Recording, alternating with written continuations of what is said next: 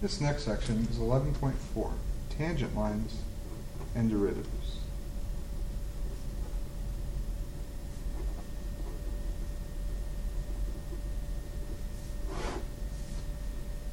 The derivative is a function that describes the slope of the tangent line.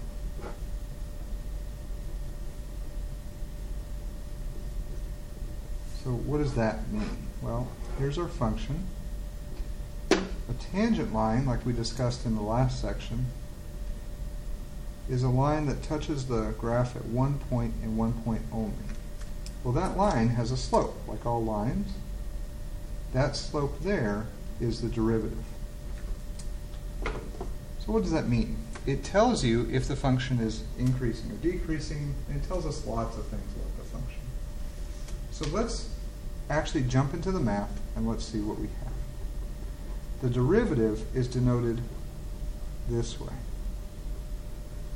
F prime of x. That little prime right there is very important. It means the derivative of a function of x. So let's find f prime of x if f of x is equal to negative 4x squared plus 11x, some function. Now here's our formula. The limit as h goes to 0 of f of x plus h minus f of x all over h. You notice it's not x sub 1 anymore, it's just x. We're going to leave x as a variable. Let's see what happens here. So, our derivative is the limit as h goes to 0. We have to plug x plus h into this function. This is probably the trickiest part of the whole problem. Take this function, take the x's out. You have negative 4 parentheses squared plus 11 parentheses. Okay, that's just this function. I took out the x's. Plug in x plus h everywhere you have parentheses. Now, that is just f of x plus h minus f of x, but that's already given to you. Put it in parentheses and put the function straight into the derivative, all over h. A lot to look at? Yes. Is it necessary? Yes. Keep going. F prime of x is the limit as h goes to 0, and we need to carefully use algebra to FOIL this out. On the top we have negative 4 parentheses x squared plus 2xh plus h squared. Be careful, FOIL that out. Plus 11 times x plus h minus, this is still negative 4x squared plus 11x. I'll take care of that in a moment.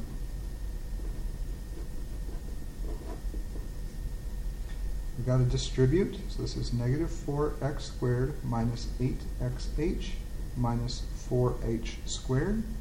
Distribute the 11 plus 11x plus 11h.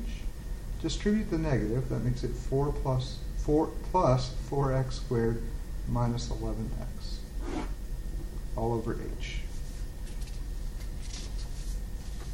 If you're already getting exhausted of the algebra, sorry. There's more. Not too much more. We've actually done the hard part.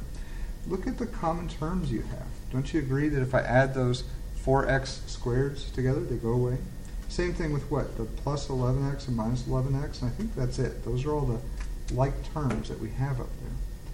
So we end up with this, negative 8xh minus 4h squared plus 11h. Those can't be added together, all over h.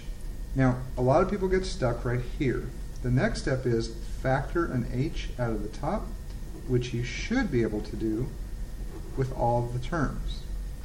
If you don't have an h in all the terms at the top, then your algebra is incorrect somewhere. You've got to go back and fix it.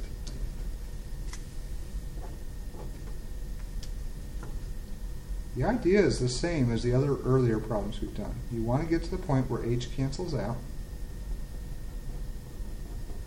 And now that the h on the bottom has gone away, can we actually take the limit as h goes to 0? The answer is yes. Just plug in 0 for h, that term disappears. And what you get is a function. This isn't a number, this is a function.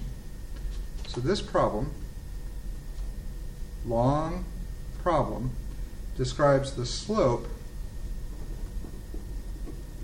of all the points of that original function.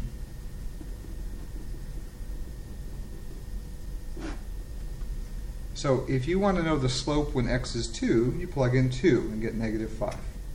If you want to know the slope when x is 0, you plug in 0 and you get 11. So this tells you the slope for all the points on that function, not just one. That's the advantage of a derivative.